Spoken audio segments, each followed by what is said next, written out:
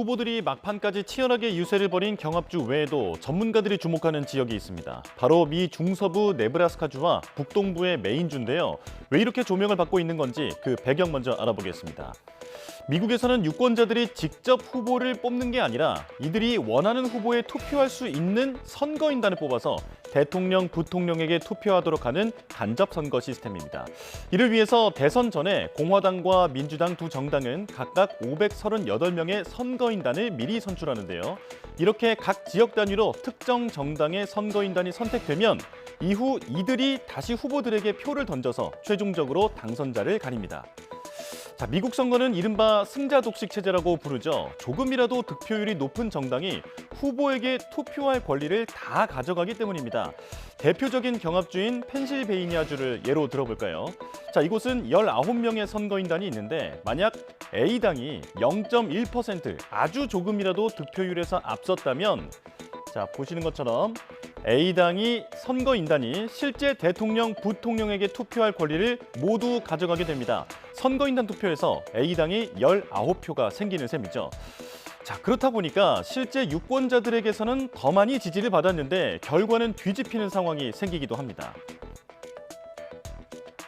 2000년과 2016년 같은 경우가 이제 굉장히 분명한 예죠. 그래서 2000년 같은 경우는 엘고 당시 부통령과 조지 W 부시 공화당 후보가 붙었는데 전체 득표에서는 엘고 민주당 후보가 좀 앞섰어요. 박빙이긴 합니다만. 그렇지만 선거인단에서 중요한 플로리다 선거인단이 이제 조지 W 부시에게 넘어가면서 부시 후보가 승리를 했고요. 2016년도 힐러리 클린턴 민주당 후보가 전국 득표에서는 앞섰지만 선거인단 득표에서 뒤처지면서 트럼프 후보가 승리했죠. 그건 뭐냐면 전국 집회를 하면 유권 집회를 전국 집회를 하면 사표가 발생할 수 있는 거예요. 선거인단을 배분할 때.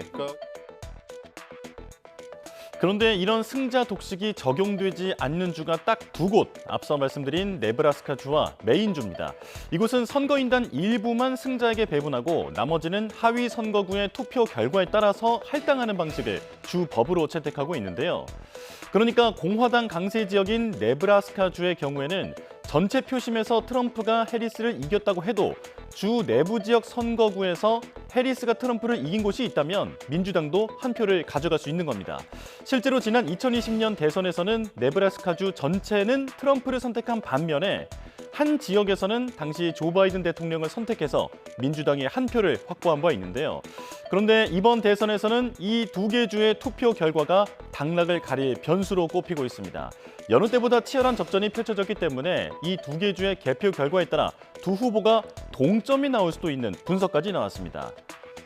자, 지금 경합주 7곳에서 여론조사 결과가 오차 범위 내에서 엎치락 뒤치락하는 상황인데요. 그래서 전체 선거인단 538개 표가 절반인 269대 260% 동점이 나올 수도 있는 상황입니다.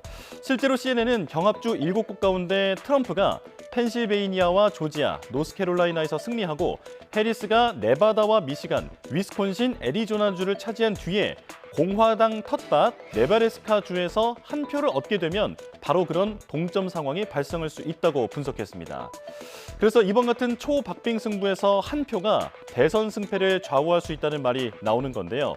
이 두 곳 개표 결과는 앞으로 두세 시간 뒤부터 나올 것으로 예상됩니다.